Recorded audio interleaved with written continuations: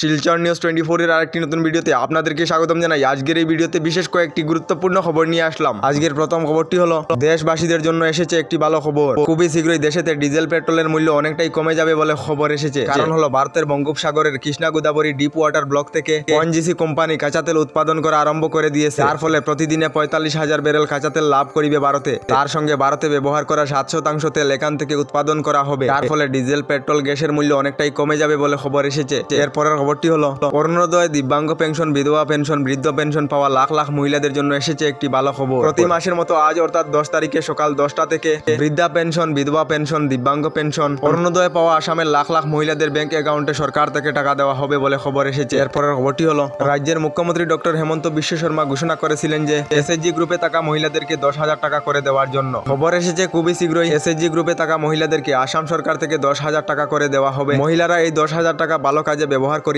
মহিলাদেরকে আরো 25,000 টাকা করে দেওয়া হবে আসাম সরকার থেকে। এই 25,000 টাকার মধ্যে মহিলাদেরকে 12,500 টাকা ফিরিয়ে দিতে হবে। তার সাথে 12,500 টাকার ভর্তুকি আসাম সরকার বহন করিবে বলে জানানো হয়েছে। সর্বমোট 39 লক্ষ মহিলাদেরকে 10,000 টাকা করে অনুদান দেওয়া হবে। 16 জানুয়ারি থেকে মহিলারা আবেদন করিতে পারিবেন বলে খবর এসেছে।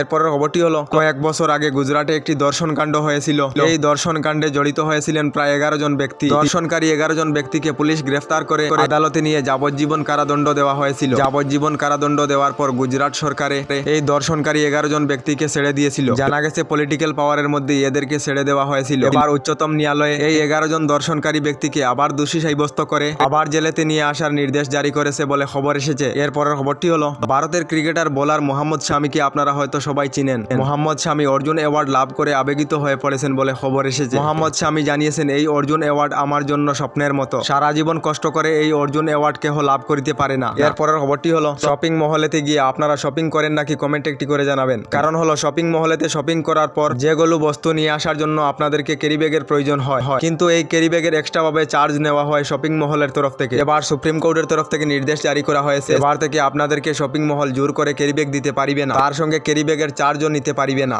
এর মধ্যে একটি টার্মস এন্ড কন্ডিশন রয়েছে।